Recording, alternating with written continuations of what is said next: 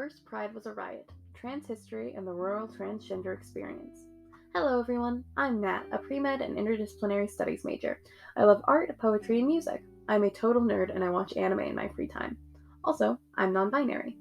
I wish I didn't have to necessarily broadcast this to the world, making my get to know you intro turn into a vulnerable and sometimes even dangerous expression of who I am. However, I do it because the first Pride Parade was a riot led by transgender activists at Stonewall. I do it because I get invasive questions and I lose friends and acquaintances over wanting people to use they/them pronouns. I do it because being trans in any capacity is something that can change how much the world respects you. Let's define some things before we start. This podcast is going to specifically focus on the transgender experience, but there will be other LGBTQ terms thrown in. Transgender means not identifying with the sex that you were assigned at birth. Identifying with what you were born as is considered being cisgender. Gender is a construct of expectations, roles, and actions that are assigned based upon sex. Being transgender has been described many times as being trapped inside the wrong body, or feeling like you aren't able to live a fulfilling life unless you change your body, appearance, or how you are perceived socially. Non-binary means that you don't identify with being male or female. Some people may feel like a mix of both. Some may feel disconnected from it at all. There are dozens of other descriptors for gender, but I do not have the time to get into all of them right now. But if these concepts are foreign to you, I do encourage you to research them more. The Trevor Project, fantastic place to begin. Transgender people face unique struggles that are usually taken for granted by their cisgender peers. When was the last time you got nervous to go to the bathroom? When did you ever have to think about whether or not a person would use your name and not argue with it? Not argue with you on it. Have you ever had to worry that maybe this Tinder date won't be so cool after finding out who you are really? Do you have 110 pieces of legislation in Congress that could strip you of your rights and protections? From the New Republic article Behind the GOP Strategy to Outlaw Trans Youth face backlash from right-wing groups accusing parents of negligence. These hate groups have stalked youth and parents testifying on laws, and many trans people are attacked for just trying to get equal rights. Transgender people were the ones to spearhead the LGBTQ+ revolutions of the 1970s, and were some of the first people to successfully push for protections for queer people through Congress. Some of the most specific actions include the riots at Stonewall, which was a not really as organized as people thought effort for many club attendees, most of whom were trans women, to fight against police presence and police discrimination at clubs in New York City. That's a little overview of Stonewall. Again, please go research that more. It's incredibly interesting and it's a pivotal point in history. Today, trans people face discrimination in very similar ways. Many trans people aren't allowed to play sports with the correct teams, the teams that match their identity. Although it has been proven many times that transgender athletes do not have any advantage over their cisgender peers, many people still try to say that because of hormone treatments, it means that they're taking the place of deserving cisgender athletes.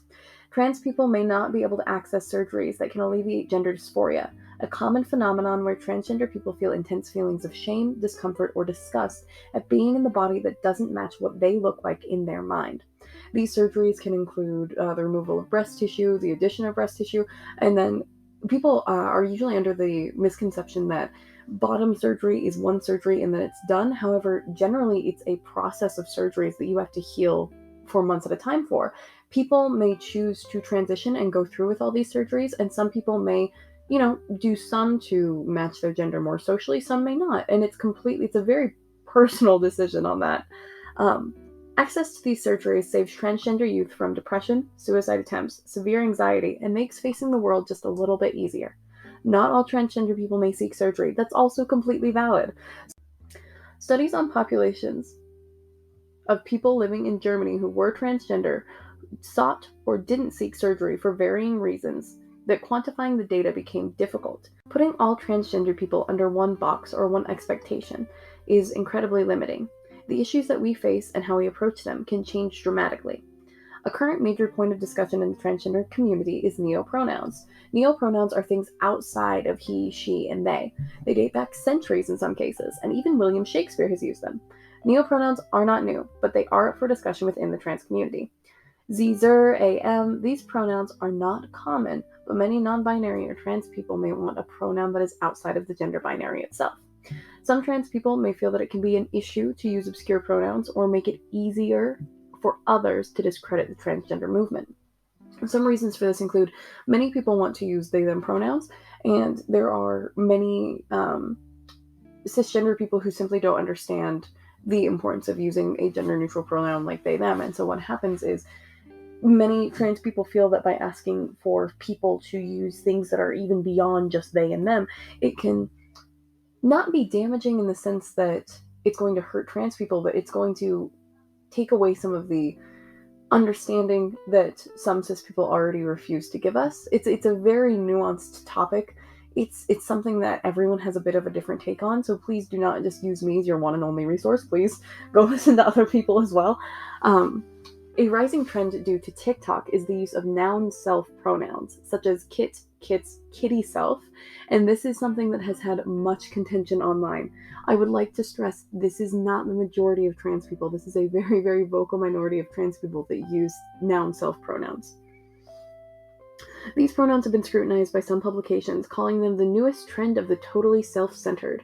Some transgender people support these pronouns. Neither opinion is indicative of the entire trans community. This debate is one that has caused a lot of discussion as what it means to be transgender and what is and isn't under the umbrella. During my survey of the trans population of Boise State, it was shown that neopronouns were supported and seen as valid to use. Obviously, in my survey, I did not get into the nuances and the very specific opinions of the people who were willing to be interviewed, but I did get a more general sense of, how people felt about it. In rural communities, finding other transgender people is often so difficult. It is hard to find community because there's generally a lack of education, resources, and safety for transgender people. Following a survey that I conducted of other trans Boise State students, we are in the positive on campus, which basically just means, for the most part, people are doing really well and they're able to openly present and be themselves. Overwhelmingly, people said that Boise State was great and had enough transgender resources. Most people are out to friends or colleagues, with an exception for few respondents. Of course, just because Boise State, the college and our campus, is doing well and is making progress, that is not the case of every rural community. In many states, you can be fired for being trans and being out to your employer. You can lose housing, you can be denied health care. Despite the Supreme Court ruling on the matter, you can be fired for being LGBTQ+.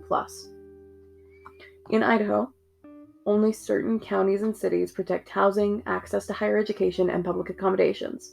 One success does not erase the suffering of the entire community. Rural communities have the basic trans issue, discrimination in sports and healthcare, in receiving proper recognition, but there is an added barrier for lack of education. There's a lack of a cohesive community. When educating the people with privilege falls to those who are oppressed, it hinders movement forward. And what I mean by this is many trans people, we face the fear of, discrimination and potentially even real world violence. And yet it's also expected of us to be able to talk openly and answer incredibly invasive questions in the name of educating people who don't share our same lived experience. So when we have to deal with that under the pressure of being alive in places and around people who may not fully respect us as human beings and individuals, we cannot put our time and our resources and our strength towards progressing anything. Although there are tons of issues that trans people face, we ultimately come together as a community when it's needed most. At our core, we are people who want the same understanding, respect, and rights that everyone else is handed.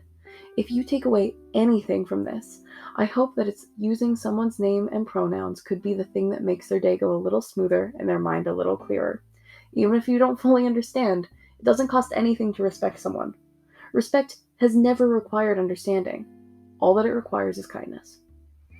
I would like to point out that, first of all, I am not the end-all be-all on these issues, and there are many, many other people who have spoken out about it, and I would love if you would, maybe take the time, just encouraging you to reach out to some trans creators. There's many who are really open on Instagram and TikTok right now who make beautiful little infographics and bite-sized pieces of information if you want to try and be a better ally, or even if you just want to understand this very complex issue a little more.